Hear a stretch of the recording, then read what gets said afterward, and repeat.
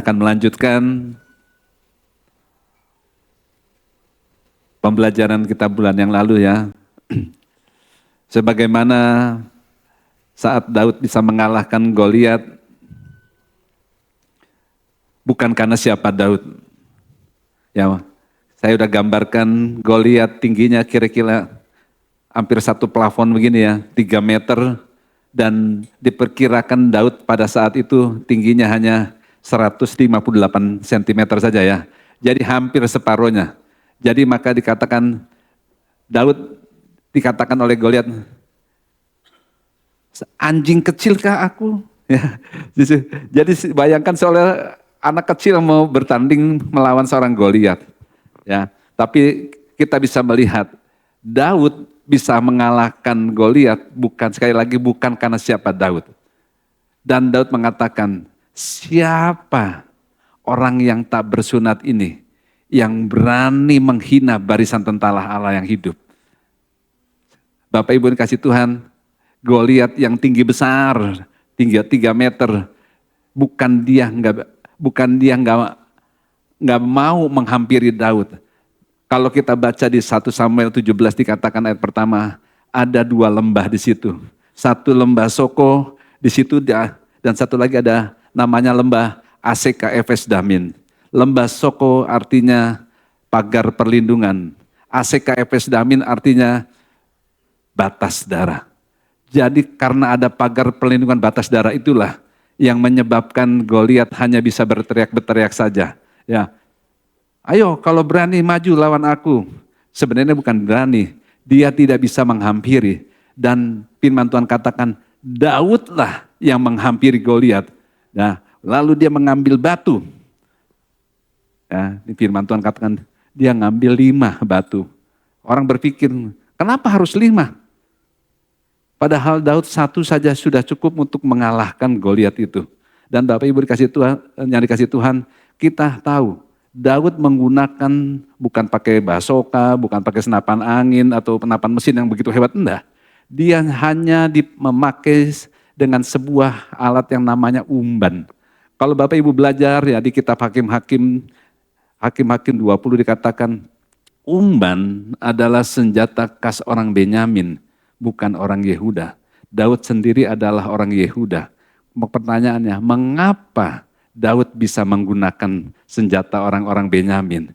Kalau Bapak Ibu lihat sejarah bagaimana perjuangan orang Israel, orang Benyamin pernah diselamatkan oleh suku Yehuda pada waktu mau dimusnahkan ya. Nah, dan Benyamin memilih tinggal di selatan dengan Yehuda. Artinya berdampingan dengan suku Yehuda. Dan firman Tuhan katakan Daud bergaul karib dengan orang-orang Benyamin ini. Kenapa umban yang dipilih? Umban adalah salah satu senjata pamungkas orang Benyamin. Bapak Ibu, umban itu kecepatannya bisa 170 km per jam. Begitu cepat ya. Dan sasarannya bukan lampu, bukan pohon, bukan beruang, bukan singa segala macam. Di firman Tuhan katakan, Hakim-Hakim 20 ayat 16 katakan, sasarannya cukup sehelai rambut dan tidak pernah meleset sekalipun. Wow ya, makanya waktu dia melihat Goliat begitu besar, segede gini mah gampang banget gua kalian. Makanya setak, ya langsung jatuh terkapar. Kalau sehelai rambut saja tidak pernah meleset, apalagi Goliat yang begitu besar. Bapak Ibu yang dikasih Tuhan, kita diberikan indera oleh Tuhan kemampuan yang melebihi dunia bisa melihat. Makanya kita bisa melihat mana yang dari Tuhan, mana yang bukan. Mana yang harus kita lawan, mana yang harus kita pertahankan. Ya, nah, oleh karena itu kita mau melihat bahwa oleh karena ada perjanjian itulah Daud berani menghadapi Goliat. Ya, berani harus dibedakan dengan namanya nekat. Ya, bukan nekat. Makanya Saul mungkin menganggap, wah ini orang nekat nih. Model kayak begini, berani ngelewati Goliat. Enggak ya. Daud berani karena Tuhan berjanji sama dia. Janji apa? Keamanan terhadap musuhnya. Kekokohan nanti. Jadi waktu diurapi jerahnya, kamu akan tidak akan aman, tidak ada pun satu berani. Tidak ada satu pun yang menang melawan kamu. Bahkan di Hebron dikatakan selama pertempuran di Hebron 13 tahun, Daud berperang tidak pernah kalah. Wow, mana ada raja yang gitu ya, tidak pernah kalah 13 tahun ya. Dan Tuhan juga berjanji atas keturunannya, atas janji inilah maka firman Tuhan katanya apa yang Tuhan janjikan dengan Abraham digenapi pada zaman Daud. Ya, atas perjanjian ini. Nah, lalu pertanyaan gini, di mana perjanjian itu disimpan? Ya, perjanjian Allah dengan bangsa Israel disimpan yang dilambangkan dalam satu nama yang namanya tabut perjanjian. Ya, kita mulai. Nah, tabut perjanjian itu berada di bagian salah satu yang namanya tabernakel. Di dalam tabernakel saya gambarkan di sini. Nah, tabernakel seperti ini.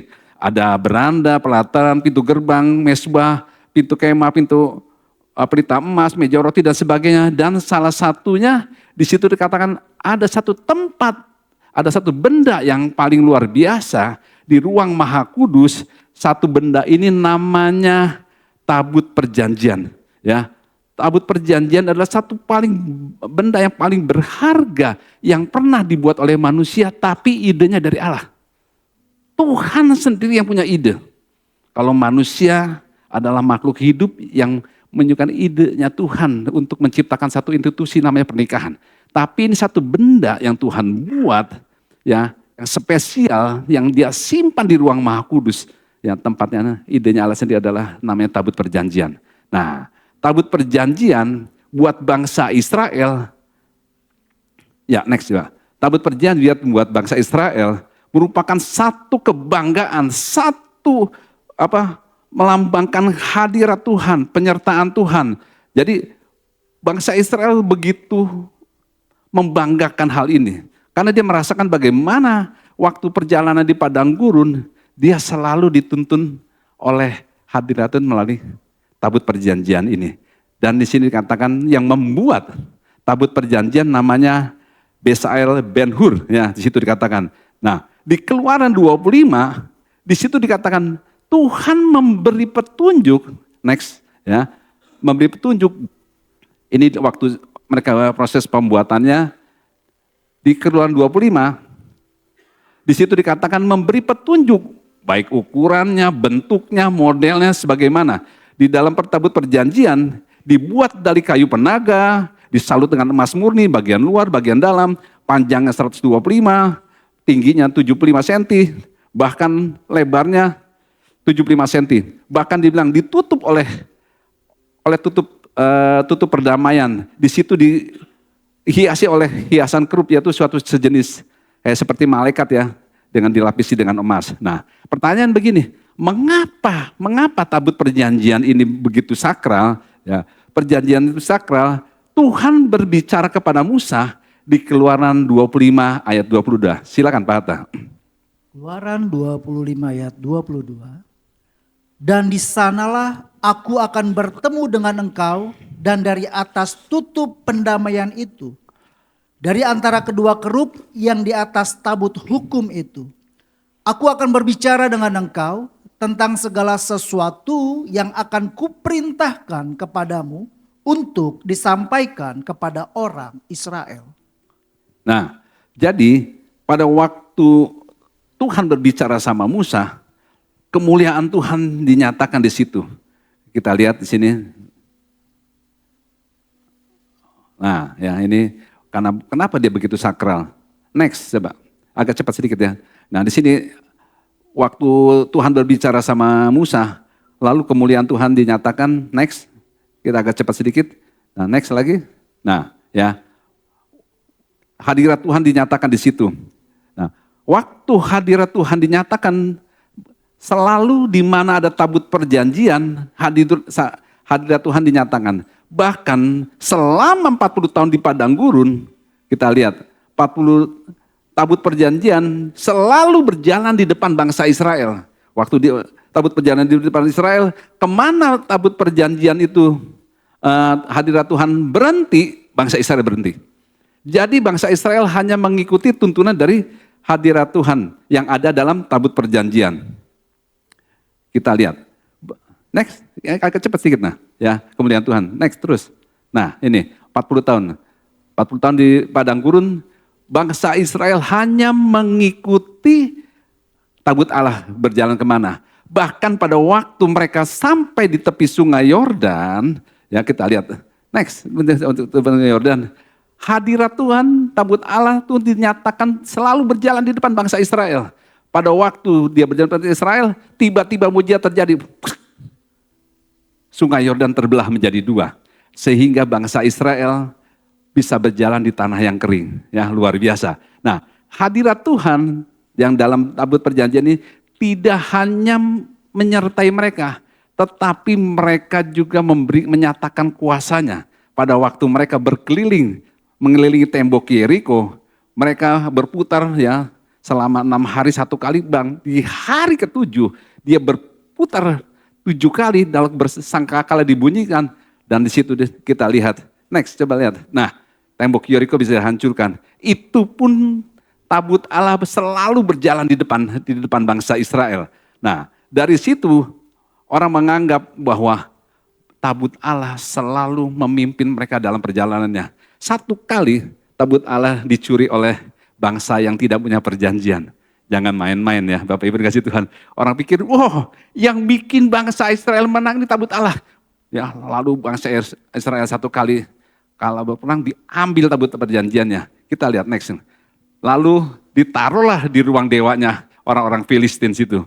Bapak Ibu dikasih Tuhan, tabut Allah tidak bisa disejajarkan atau ditaruh di tempat yang sama dengan hadirat Allah.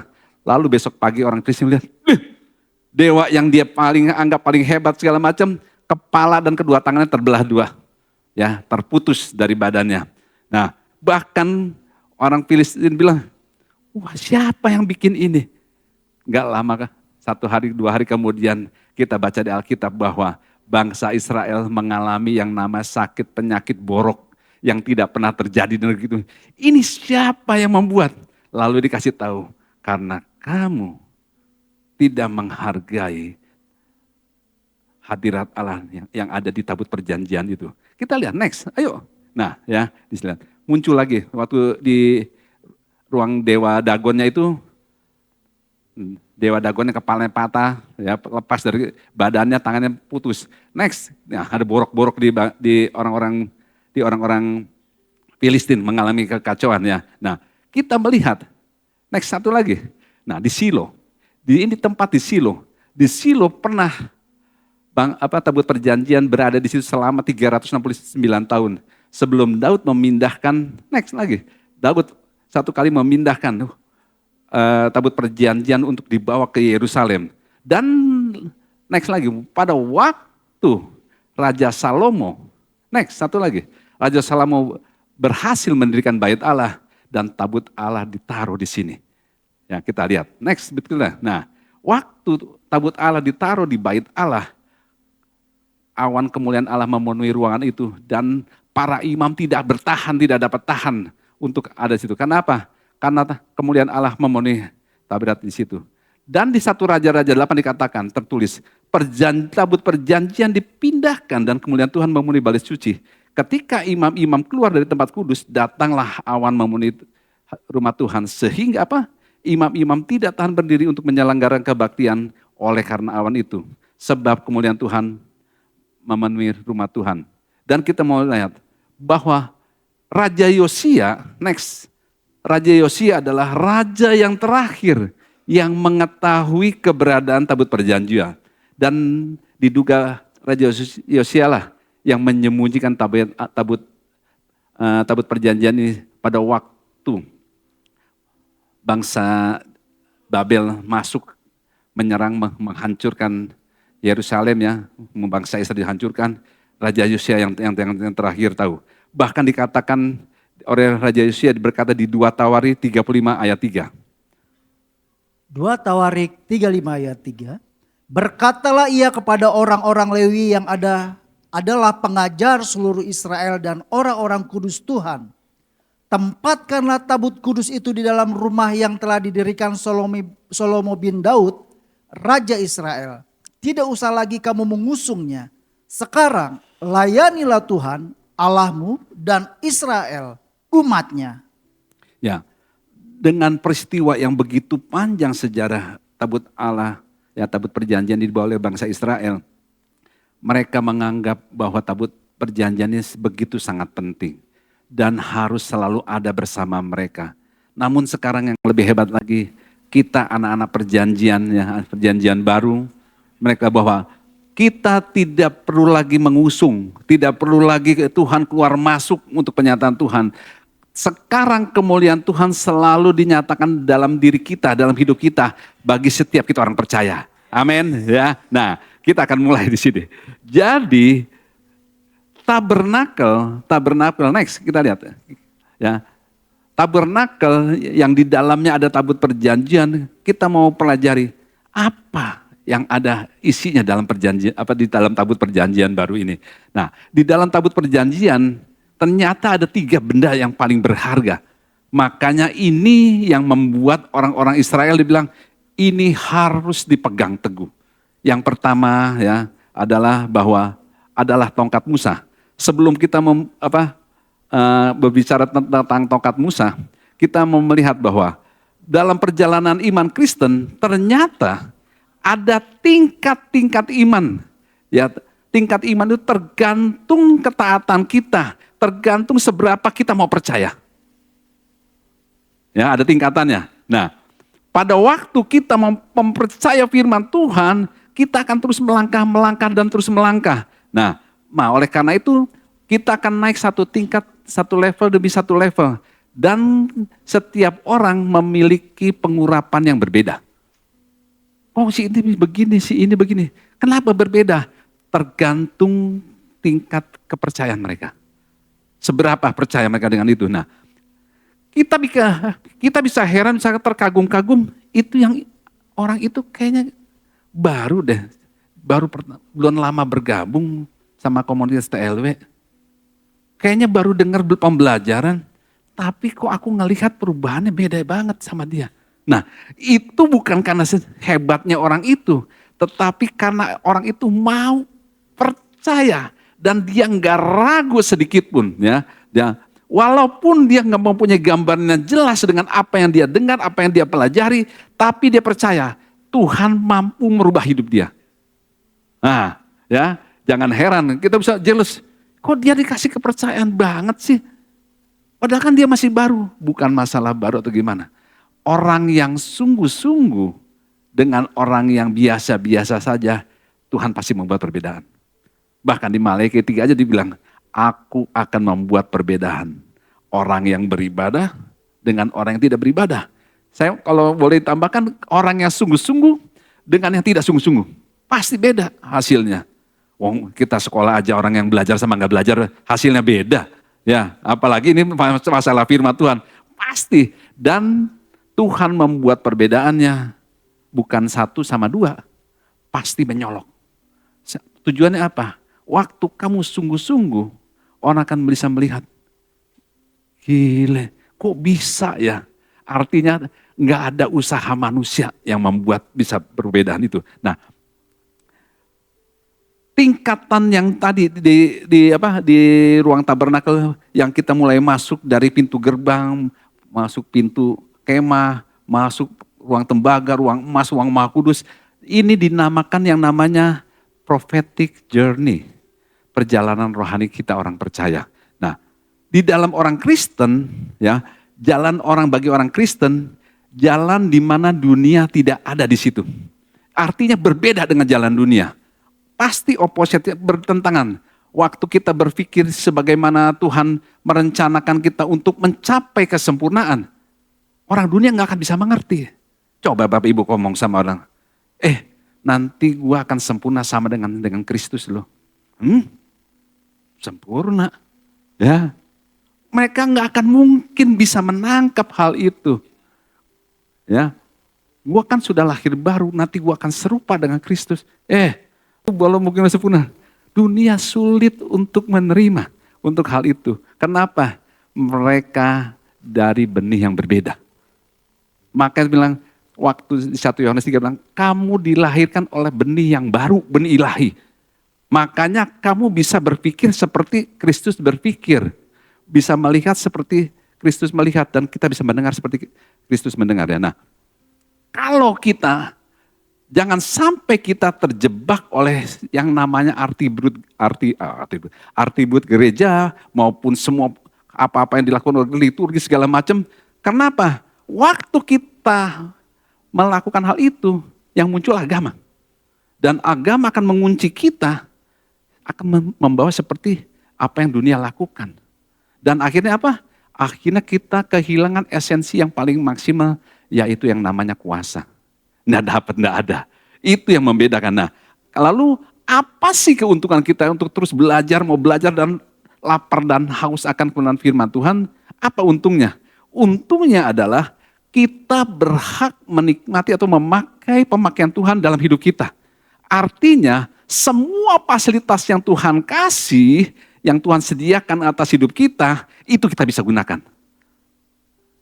Ya, kalau kemarin Pak Dolfi atau teman-teman katakan, kita memiliki akses pada waktu kita memiliki Yesus. Nah, pada waktu kita menerima Yesus sebagai Tuhan Juru Selamat, ada satu kata kunci paling penting, kita memiliki akses. Akses yang begitu penting. Kayak di sini saya bisa buka HP, bisa segala macam, karena saya punya akses ke seluruh dunia lewat yang namanya Wi-Fi. Itu ya, ada satu akses. Nah, jadi apa bisa kita memakai semua fasilitas penyertaan yang Tuhan sediakan? Pasti bisa. Ya, kalau Pak Dolfi sebagai seorang komisaris atau direktur utama, presiden direktur satu perusahaan, dia bisa bilang, tunjuk siapa, beli laptop di toko ini, bilang nama saya, nanti saya yang bayar. Pergi nggak dia? Pergi dia. Bos, aku butuh laptop, ya, RAM-nya sekian, modem ini. Berapa harga? 25 juta. Pak Dolfi yang bayar. Yo, dia pasti tinggal nurut, ya. Apalagi Tuhan.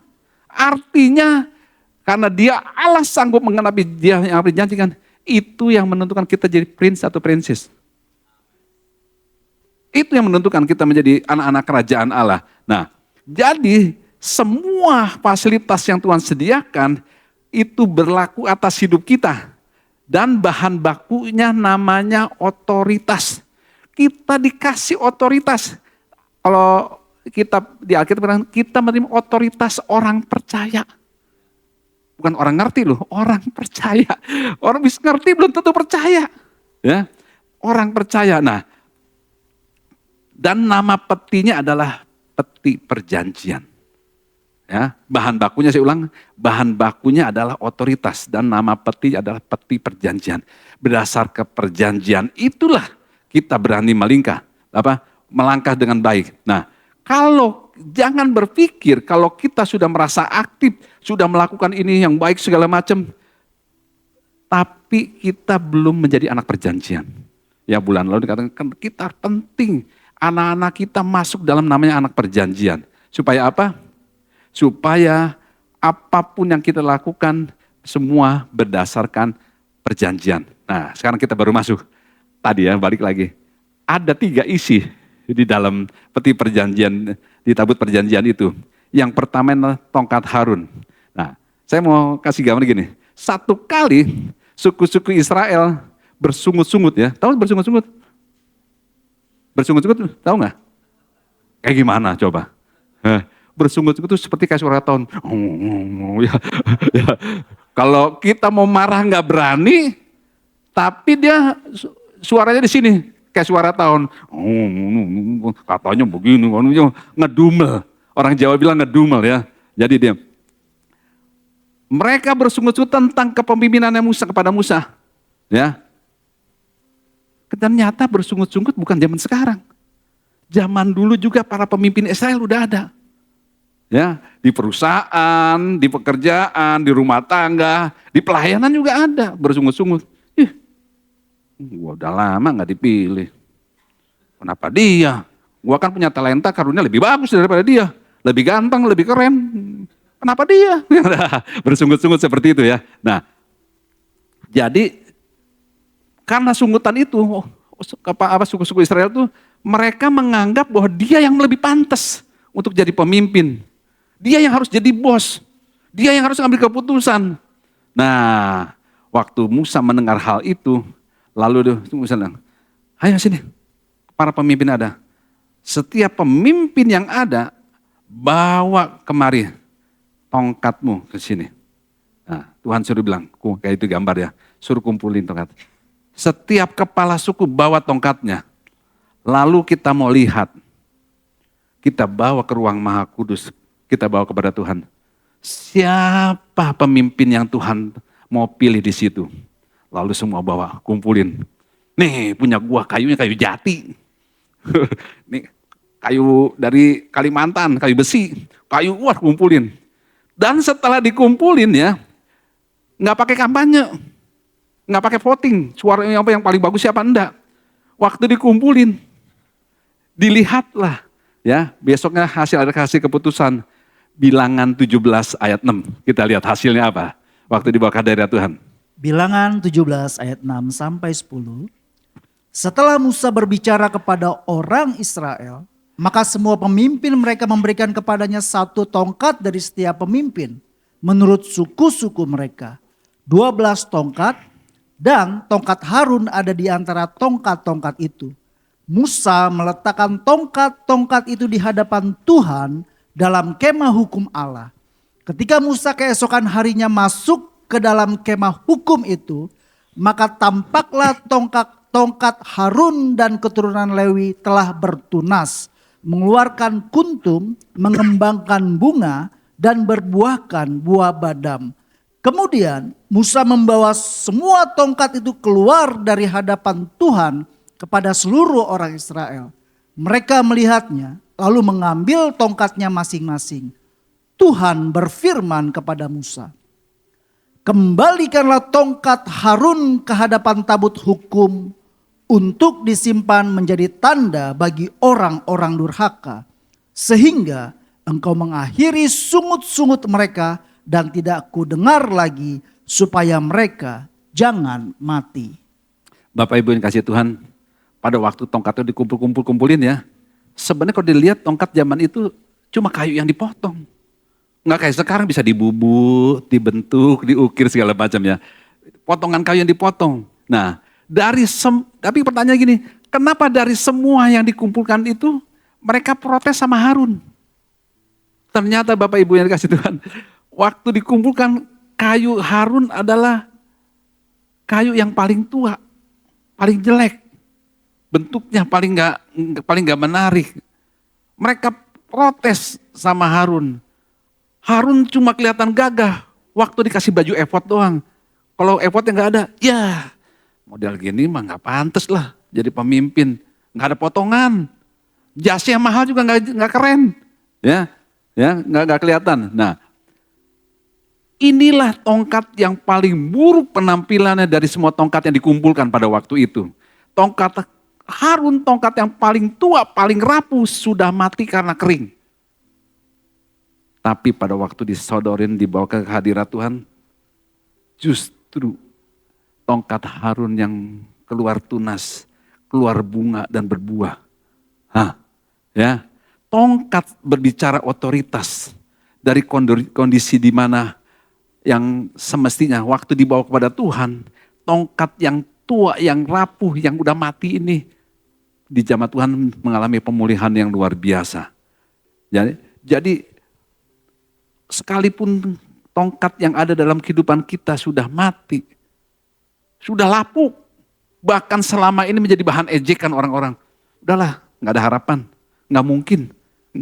Ya, udah orang dunia bilang nggak mungkin, nggak bisa, udah jelek itu mah, hidup lagi, udah nggak ada harapan dah. Ya, udah nggak mungkin, nggak bisa diapa-apain lagi. Tetapi kalau di dalam diri kita, otoritas kita berbicara tentang bakat, talenta, karunia yang kita punya sudah mati, sudah jelek, sudah tidak dianggap, sudah buruk, tidak produktif lagi. Maka saya mau nantang Bapak Ibu Saudara sekasih Tuhan, serahkan tongkat itu kepada Tuhan. Tuhan akan membuat tongkat yang orang dunia pandang buruk itu, kamu akan melihat bagaimana dijamah oleh Tuhan. bagaimana dipulihkan oleh Tuhan.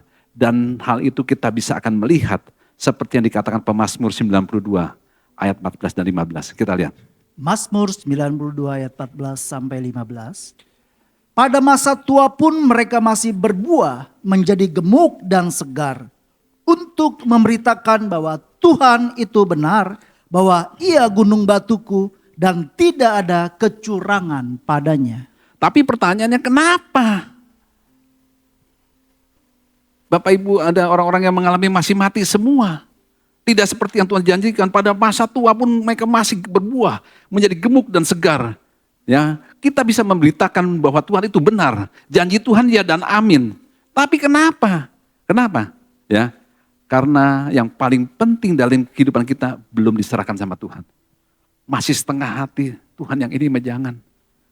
Kayaknya ya Tuhan mau sepenuh hati serahin apa yang jadi ganjalan kita. Tuhan gak mau 99,99999. Ya, kalau iblis dia nggak butuh semua. Beda Bapak Ibu, ya. Iblis nggak butuh kamu serahkan semua, enggak. Dia cuma butuh 0,0000001. Setelah sedikit apapun yang diberikan untuk merusak hidup kita, iblis butuh itu. Sekecil apapun. Tapi Tuhan nggak bisa 99,999. Serahkanlah seluruh kehidupanmu. Artinya Tuhan mau kita menyerahkan apapun yang kamu percayakan dengan segenap hati, dengan segenap jiwa, bahkan dengan segenap kekuatan. Kita serahkan sama Tuhan. Nah, ya beda ya. Jadi Tuhan mau kita nggak main-main sama itu. Nah, bulan lalu saya gambarkan bahwa pentingnya penyerahan yang sempurna itu seperti gambaran seekor rusa yang sedang dikejar-kejar oleh singa. Saya gambarkan bulan lalu seperti seekor rusa yang rindu haus akan air, nggak selalu dia dalam kondisi haus. Tapi di padang belantara, pada waktu dia dikejar-kejar oleh singa, raja hutan, yang ada di matanya, di pikirannya, air. Kenapa air? Air adalah tempat di mana dia bisa menghilangkan jejak.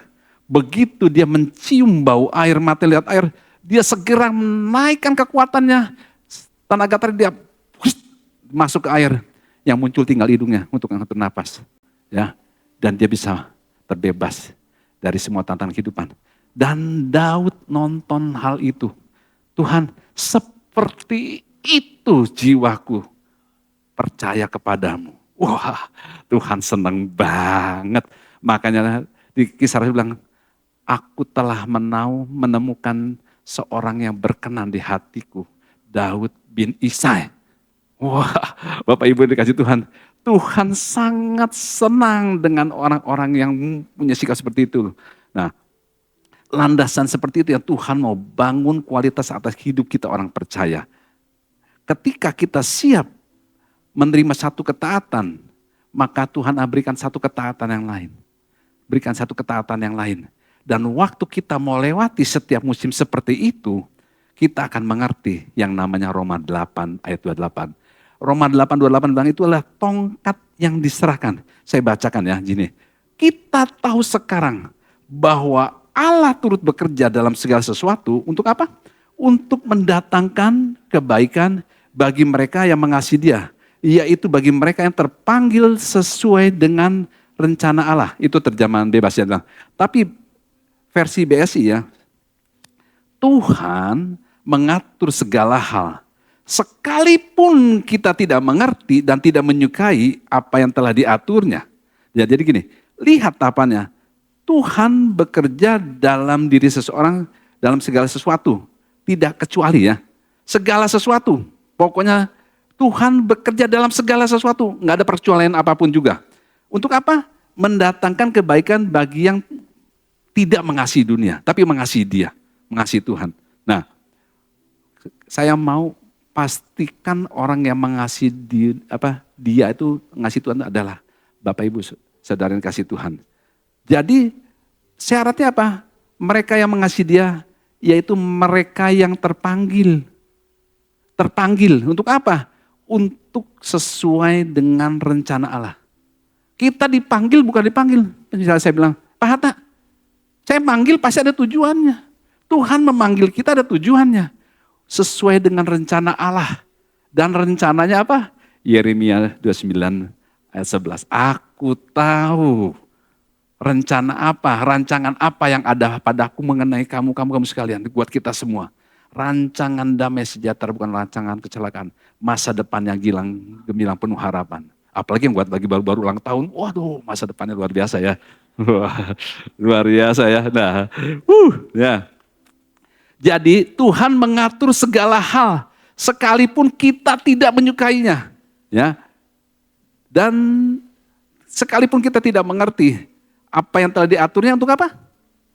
Untuk mendatangkan kebaikan bagi yang mengasihi Dia. Nah, jadi pada waktu saya baca firman nggak ngerti, maka waktu kamu baca, waktu kamu nggak ngerti, yang dituntut apa?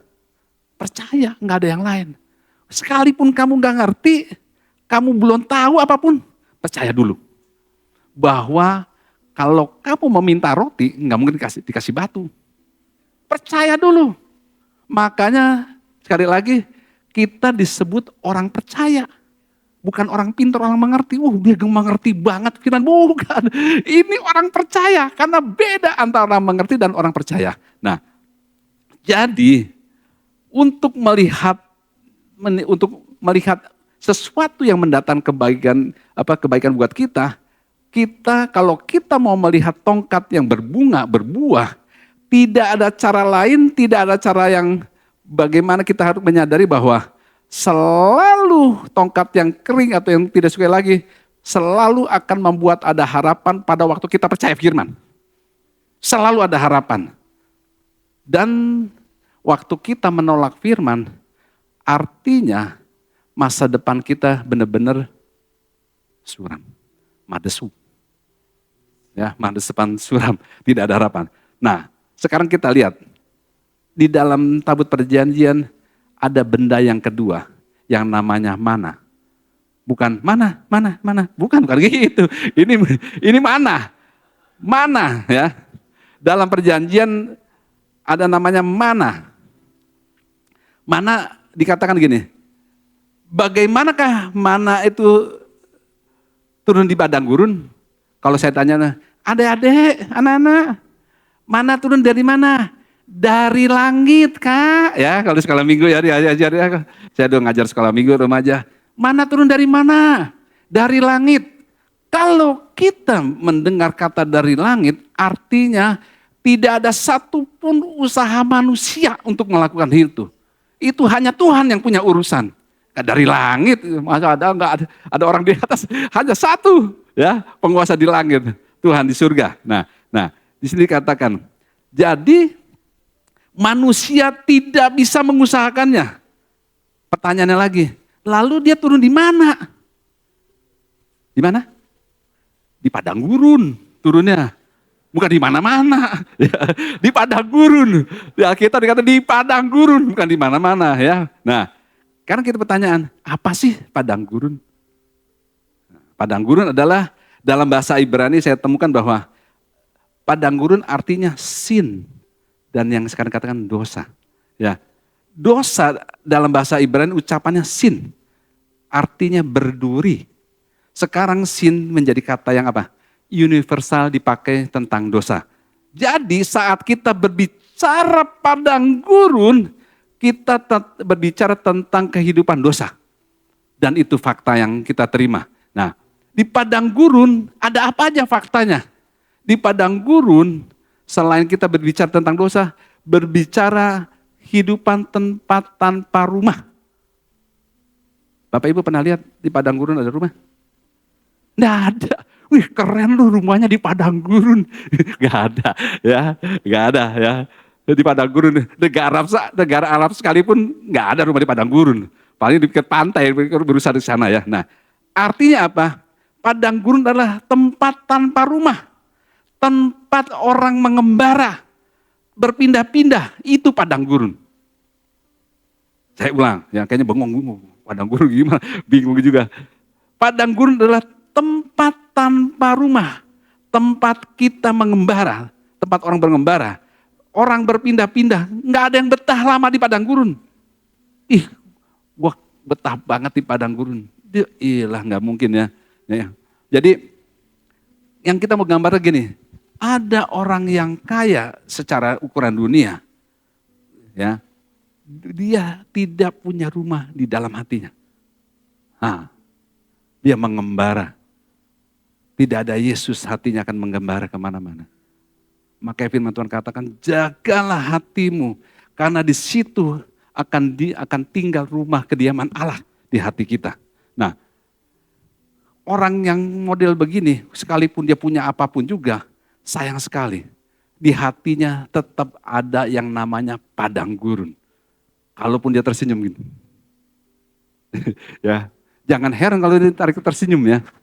Senyum palsu sama asli beda. Senyum palsu nggak akan tahan lama. Ada orang yang diganjel gitu ya. Atau mata ngantuk nggak ngantuk dikasih ganjel pakai gitu ya. Beda Bapak Ibu. Ya, jadi kita mau melihat bagaimana kelihatan ceria, tidak kelihatan sedih, tapi waktu dilihat hatinya, nggak akan tahan ya. Nah, mereka nggak punya rumah, mereka hidup di padang gurun. Nah, kita mau lihat roti yang turun dari surga ini ada di mana? Keluaran 16 ayat 9, kita lihat. Keluaran 16 ayat 9 sampai 10. Ya. Kata Musa kepada Harun, katakanlah kepada segenap jemaah Israel, marilah dekat ke hadapan Tuhan, sebab ia telah mendengar sungut-sungutmu. Dan sedang Harun berbicara kepada segenap jemaah Israel, mereka memalingkan mukanya ke arah padang gurun, maka tampaklah kemuliaan Tuhan dalam awan. Nah, dalam terjemahan yang lain bilang gini, kemudian Musa berkata kepada Harun, suruhlah mereka datang menghadap Tuhan, sebab ia telah mendengar omelan mereka. Nah, ya, tadi pada waktu tongkat yang pertama, tongkatnya Harun, Tuhan mendengar persungutan mereka. Tadi sungut, ya itu sungut tadi ya. Sekarang ngomel. Kalau ngomel suaranya lebih beda. Kalau bersungut seperti tawon. Nah, kalau ngomel itu seperti piring pecah. Gitu ya. Jadi sekarang mana ngomel, makanannya cuma begini. Ini rasanya apa? Wah, piring pecah. Mulai lebih nyaring daripada suara tawon tadi ya. Tuhan mendengar pertama sungutan, yang kedua sekarang ngomel. Ya, nah, yang ayat 10 bilang gini, selagi Harun berbicara kepada mereka, lalu mereka mengalihkan pandangannya ke padang gurun, tiba-tiba cahaya Tuhan kelihatan dalam awan. Kita lihat ke ayat 14 dan 15, silakan Pak Hatta. Keluaran 16 ayat 14 sampai 15. Ketika embun itu telah menguap, tampaklah pada permukaan padang gurun sesuatu yang halus, sesuatu yang seperti sisik, halus seperti embun beku di bumi.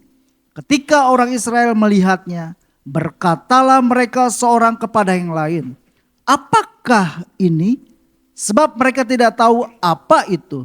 Tetapi Musa berkata kepada mereka, inilah roti yang diberikan Tuhan kepadamu menjadi makananmu. Terjemahan yang lain bilang begini, lebih asik ya, Bapak Ibu bisa lihat.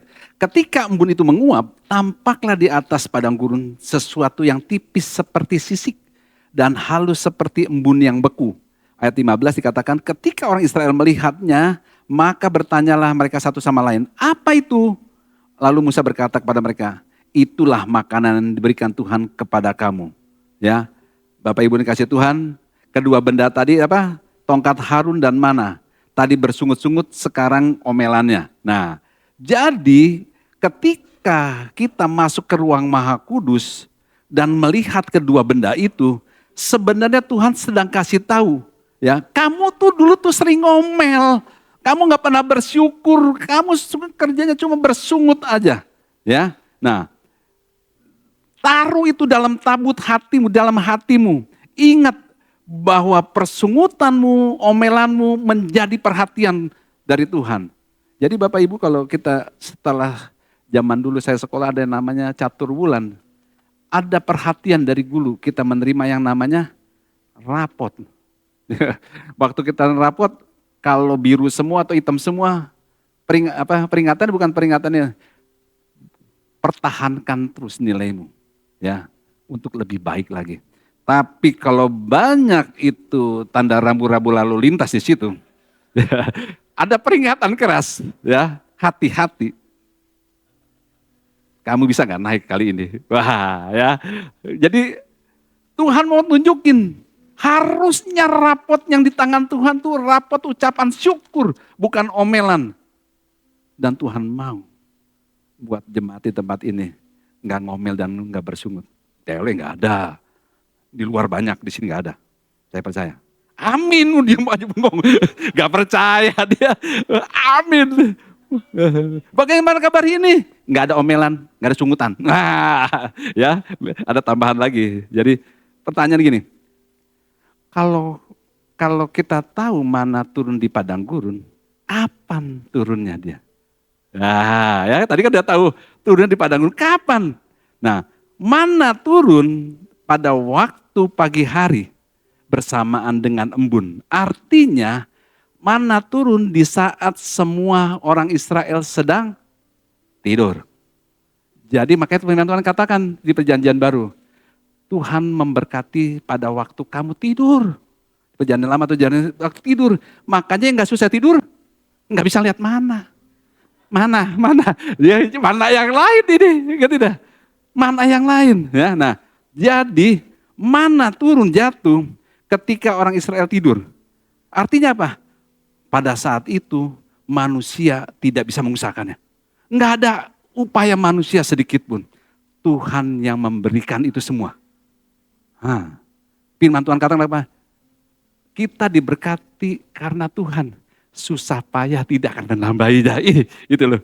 Bisa bayangkan dari dulu sampai sekarang Tuhan tetap konsisten buat kita semua. Nah, artinya mana turun pada saat dunia berada dalam keadaan yang paling gelap di saat gelap dalam hidup kita. Kalau saat ini saya merasakan atau Bapak Ibu merasakan satu kondisi yang begitu gelap. Tidur dalam hadirat Tuhan. Ya, rest in God bukan rest in peace. Harus bedain. Ya, jangan sembarangan. Nah, jadi di saat tergelapmu, di saat dunia tidak peduli pada kamu, mana turun? Nah, ya, makanya Tuhan simpan di peti perjanjian. Kamu jangan khawatir, burung di udara Tuhan pelihara, bakung Tuhan pelihara. Mana pasti sediakan bagi kita orang percaya yang mau hidup sesuai dengan firman Tuhan. Jadi pada waktu kita bersekutu berteman dengan firman Tuhan, sekalipun kamu gak punya teman banyak di luar, tapi kamu punya teman firman, hanya sedikit tahu firman, Tuhan bisa pakai hidupmu untuk menuntun ke destinasi yang Tuhan mau. Walaupun kamu bacanya ngertinya sedikit, baca cuma bisa setengah, hanya beberapa perikop, ya cukup buat Tuhan untuk Tuhan pakai. Artinya jangan anggap remeh apa yang kamu ajarkan baik di KID, di teen, youth dan segala macam untuk ajarkan firman Tuhan. Kita berusaha sedemikian rupa supaya mereka mengerti. Artinya begini, waktu kita melakukan itu yang terbaik buat anak-anak itu sesuatu yang kita sedang tanam buat mereka. Makanya firman Tuhan katakan, kerjakanlah apapun yang dipercayakan kepada kamu seperti untuk Tuhan. Artinya kita sedang tidak main-main dengan apa yang dipercayakan sama Tuhan. Ya, nah, jadi kalau kita sebaliknya, kalau kita merasa hebat, artinya kita sedang tidak kasih kesempatan Tuhan untuk bekerja dalam hidup kita. Wah, gue bisa, gue udah tahu semua, udah ngerti dah. Artinya kita sedang menutup semua pintu untuk Tuhan. Dan tibalah waktu kita. Nah, ini yang terakhir. Benda yang terakhir. Namanya next. 2 loh batu. Ya ada 3 tadi ya, kita lihat. Next lagi. Di dalam peti ada 3. Ada tongkat Musa, ada mana, ada 2 loh batu. Ya.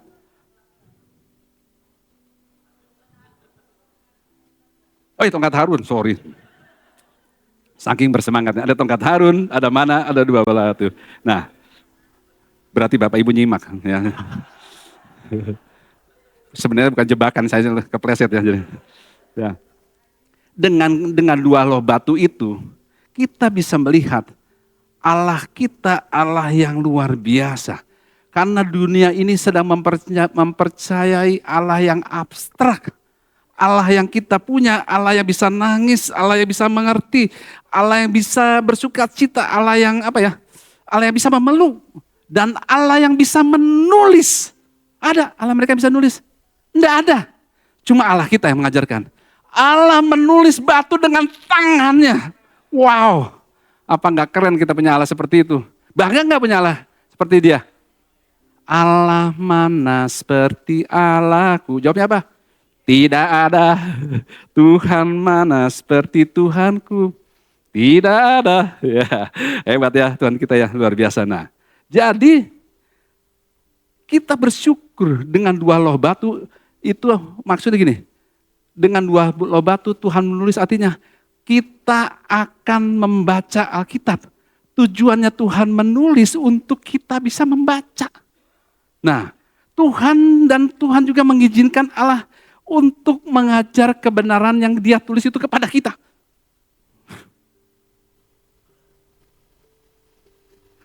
Dia mau ajar kita untuk kita bisa membaca, dan Dia mau mengajar kita untuk kita supaya mengerti. Jadi, jadikanlah apa yang Tuhan tulis ini, segala tulisan yang diilhamkan oleh Allah, bermanfaat untuk mendidik, mengajar, memperbaiki kelakuan. Dia tulis dari awal. Dia tulis, tulisan diilhamkan oleh Allah. Ya, mengajarkan buat kayak gitu. Billy Graham kasih teladan buat kita.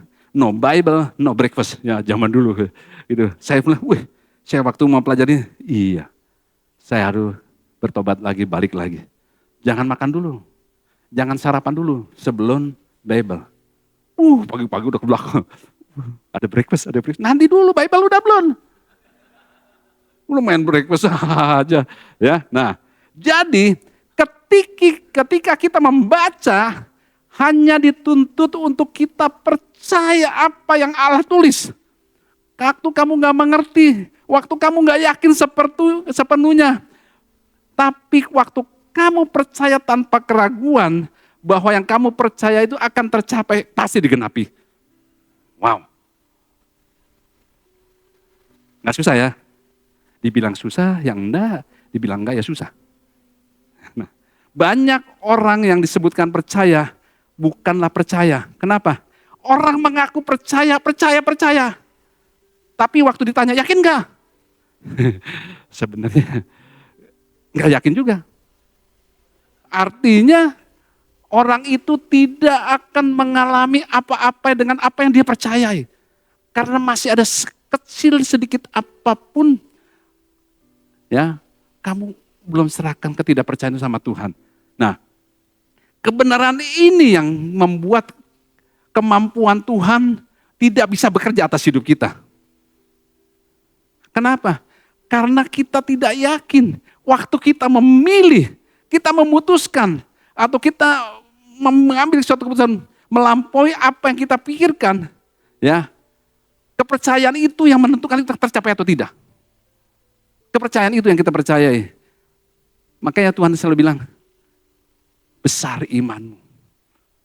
Aku tidak pernah menemukan orang yang begitu punya iman sebesar itu. Artinya bisa percaya melebihi apa yang kamu bisa pikirkan. Nah, kebenaran yang tersimpan dalam firman Tuhan inilah, ya, iman inilah yang harus kita mempercayainya. Dan kita bisa mengambil semua itu hanya dengan iman. Iman bisa menggapai apa yang tidak mungkin menjadi mungkin. Makanya peristiwa orang kita bahas di pagi-pagi tuh, BBL tuh, perempuan sakit pendarahan, anak Yairus segala macam. Jadi ada satu iman yang membuat sesuatu di sorga ditarik ke bumi. Kalau beberapa bulan lalu seperti orang yang menarik petir dari langit ke bumi, turun ke bumi. Ada kekuatan dari bumi yang bisa menarik petir. Nah, dosa yang paling berat yang sudah dilakukan adalah dosa kosmik. Dosa, dunia berubah gara-gara dosa. Itu bukan karena kita. Berubah semua karena kejahatan dilakukan oleh iblis. yang saat itu menguasai bumi. Dan itu pun setelah diselesaikan oleh Tuhan Yesus di kayu salib. Sudah selesai. Jadi pada waktu kita merayakan sebentar lagi Natal kelahiran Tuhan Yesus, nanti Paskah, bahkan kebangkitan, kenaikan, kita bukan hanya merayakan sebagai suatu sejarah, tetapi kita mau melakukan itu sebagai orang percaya seiman Kristen bahwa harus ada yang bermanfaat, berdampak dalam hidup kita. Ya, kalau enggak kita sama aja. Artinya gini, kita enggak bisa mengklaim apa yang kita tidak sungguh-sungguh kita yakini. Ya, kegagalan tersebut apa? Kita gagal menerima apa yang kita sebut percaya. Gagal. Padahal hati kita menerima. Kalau aku percaya begini, kira-kira dapat apa enggak ya? Yakobus sudah bilang, orang yang mendua hati tidak akan dapat apa-apa. Bahasa cepatnya seperti itu. Orang yang bimbang masih ada 0, sekian persen tidak akan menerima apapun. Wow, Tuhan udah jelas-jelas. Jadi Tuhan bilang, serahkanlah sepenuhnya kepada Tuhan. Jadi kita nggak menebak-nebak. Karena menebak-nebak tidak akan membuka atau melepaskan kebenaran firman Tuhan. Dan semua itu hanya bisa diaktifkan waktu kepercayaan atau iman kita melakukan hal itu. Ya, iman menarik yang tidak mungkin menjadi mungkin. Menebak-nebak tidak mengubah sesuatu, tidak menyelamatkan, tetapi kepercayaan iman kita lah yang membuat itu sampai kepada kita. Nah, jadi saat imam masuk ke ruang Maha Kudus, ya, ini tempat di mana kamu bersama Tuhan, merasakan kemuliaan Tuhan. Bilang, jadi kayaknya apa? Kayaknya mustahil. Kenapa mustahil? Karena kita berada di tempat di mana sulit untuk dijangkau. Karena Dia Allah, terlalu di luar jangkauan kita. Tapi pada waktu kita masuk ruang Maha Kudus, ya kita datang dalam ruang tempat yang namanya, kita datang dengan segala permohonan. Dan di tempat itu ada satu hal yang kamu tahu di ruang Maha Kudus, semua agenda kita, rencana kita semua harus minggir. Minggir nggak boleh ada di situ. Ya, singkirkan itu semua. Dan waktu kita masuk dalam persekutuan dengan Allah, lewat namanya permohonan, kita akan menemukan namanya supplication. Masuk dalam namanya alam roh. Saya baru ngerti. Waktu istri saya bilang, sebelum COVID, kita bersepakat dengan alam roh. Alam roh, apa gitu? Gak ngerti.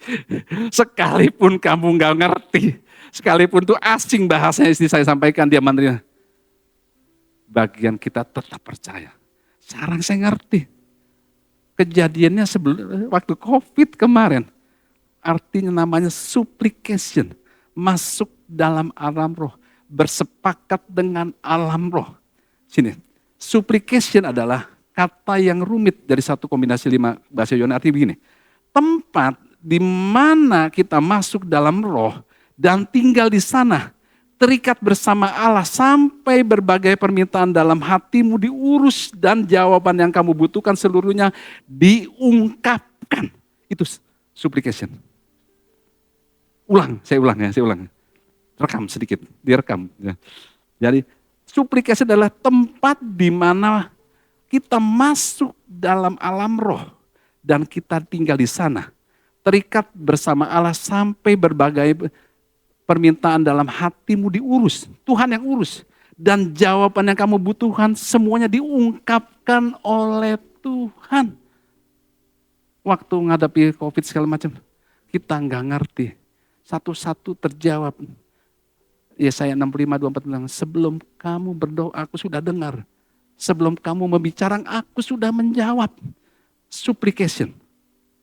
Wah, luar biasa. Nah, ini tempat yang sudah dibayar oleh Yesus. Ya, dibayar dengan darah dan air mata. Bahkan permohonan sudah 60 kali lebih disebutkan dalam Alkitab. Dari Daud, Musa, Salomo, Yeremia, dan sebagainya. Semua datang dengan yang namanya permohonan. Kita datang dengan permohonan. Waktu kita memohon, Tuhan enggak kesinggung. Dia tahu siapa diri kita. Dia senang warna kita membutuhkan dia. Diberkatilah orang yang berharap pada Tuhan. Dan pengharapan di dalam Tuhan tidak pernah mengecewakan. Wah, luar biasa ya. Nah, artinya permohonan kita, jangan bilang, Tuhan, aku mau diberkati dong. Tuhan, itu permohonan yang membutuhkan, harus butuh usaha, kesabaran, keringat, kadang air mata. Maka firman Tuhan kan, aku akan menampung air mata dalam kiribatku. Nah, jadi artinya permohonan itu gini, kita harus cari waktu untuk apa? Untuk datang bersama Tuhan. Jadi saya ngerti, pada waktu Pak Irwan berdoa, saya bersepakat dengan firman, Pak Irwan berdoa bilang ini, berkata amin, saya melihat tangan Tuhan begitu besar, set, ambil saya rest in God, bersama dia, bersekutu sama dia. Bukan rest in peace, kok enggak saya nggak bisa ngomong di sini. Ya, rest in God.